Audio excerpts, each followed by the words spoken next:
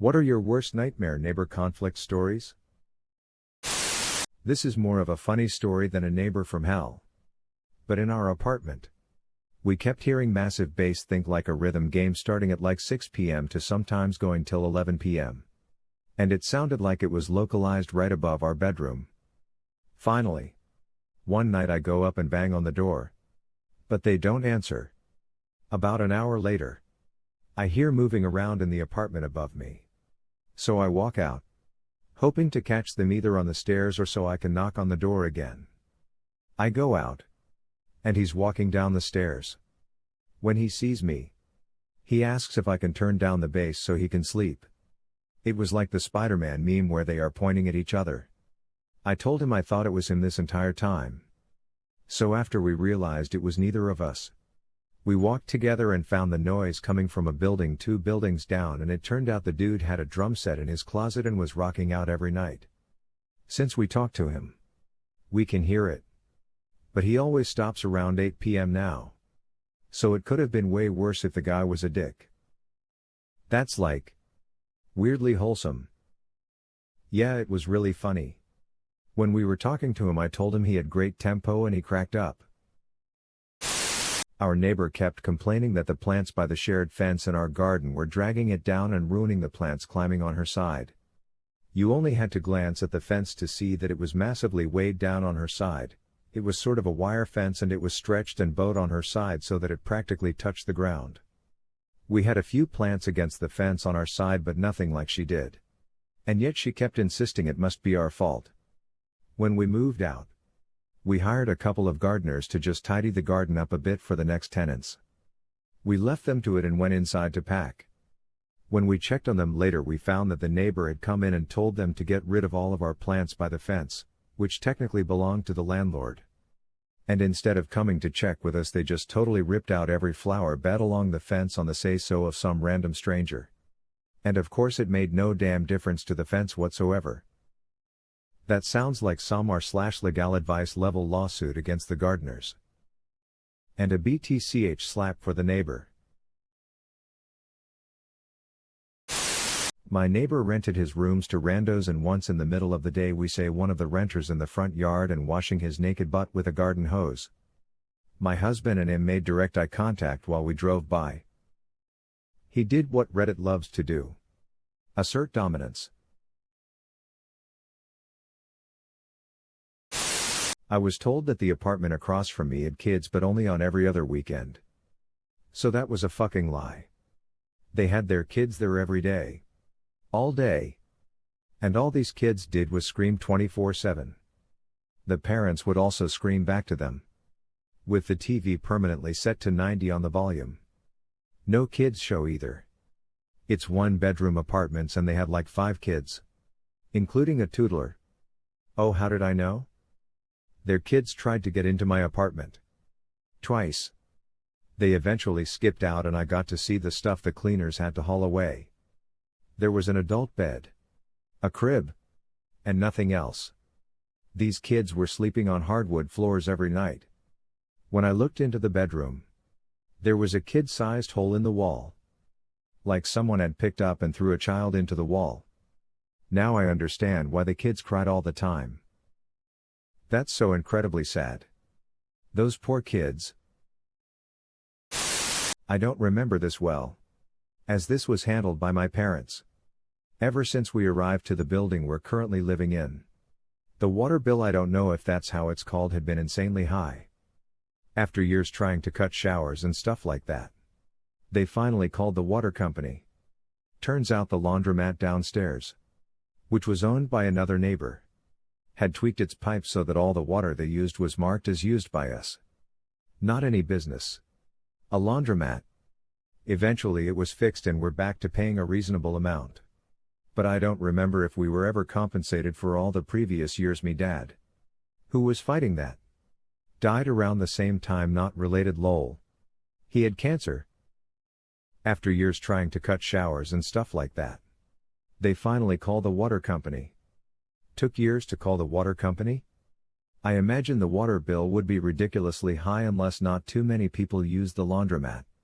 But peep that neighbor.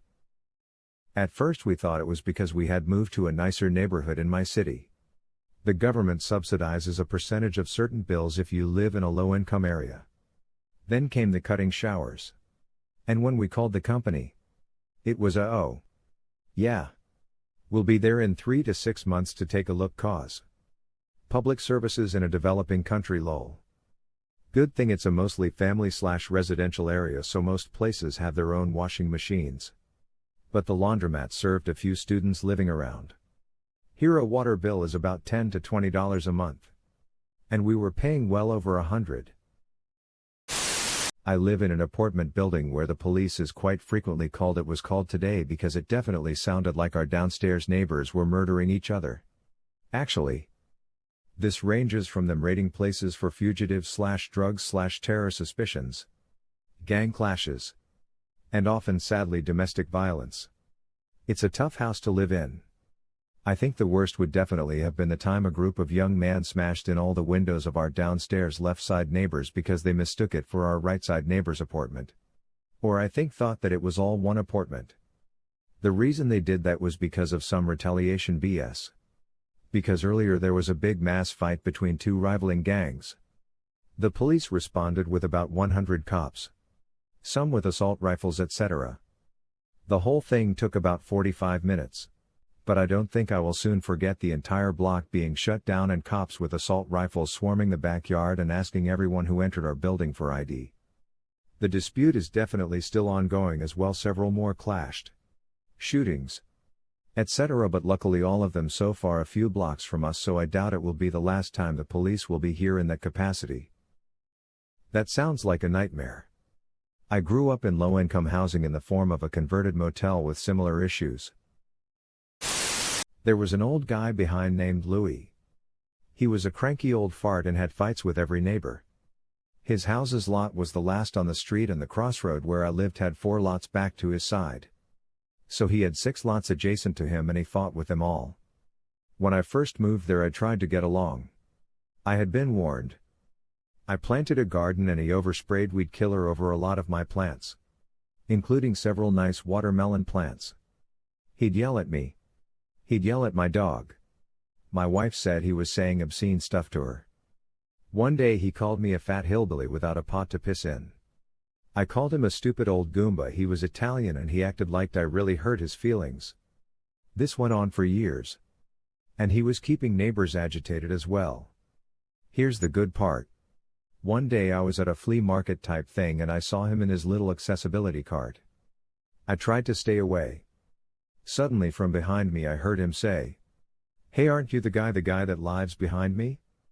I said yeah, and he popped out hand to shake and said, "How you doing?" And we talked. He was friendly. He told me his wife had a stroke recently and invited me over. I wondering what was going on. That summer he saw me and came out to talk and we chatted. I mentioned I played guitar and he jumped and said, "Go get it and I'll bring the wife to the kitchen and you can play for her." I was stunned. I was shy about playing. But I brought it over and they thought it was wonderful.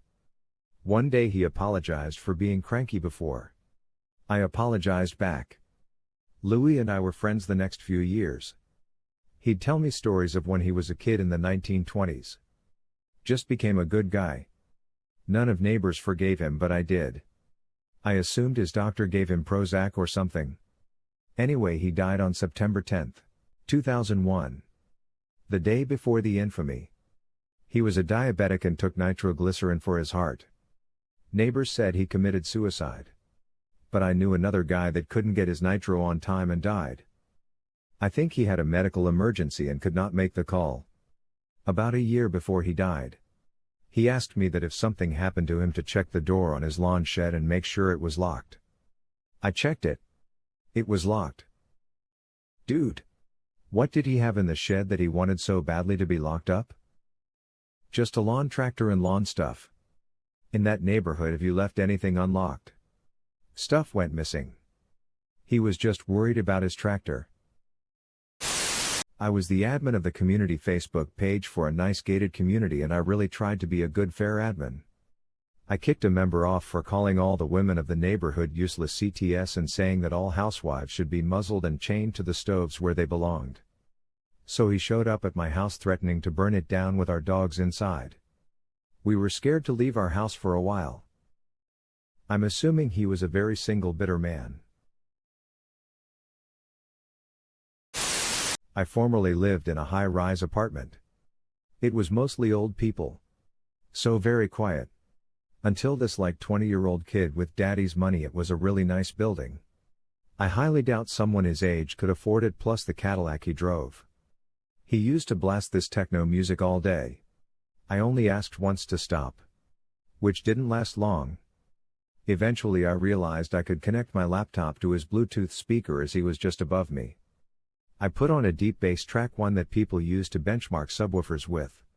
Like Peep-In deep bass. Cranked it up as loud as I could. And left for work. I never heard them make noise after that. I assume the building manager sorted it out. Or I broke his speaker. I really hope I've peeped his speaker. Peep you, Rashad. Peep you. Rashad. Peep him. Growing up, the neighbor on one side would shoot the stray barn cats for fun. Broke my heart to find that one out. The other side was a cornfield for years. Owned by a guy out of state that paid local farmers to plant and harvest. Then that property got sold. And was bought by a family that ran a landscaping business. They would burn green branches. A lot. But only when the wind was blowing directly towards our house. We kept track. We lived in the country. But although our properties were quite long, they weren't particularly wide.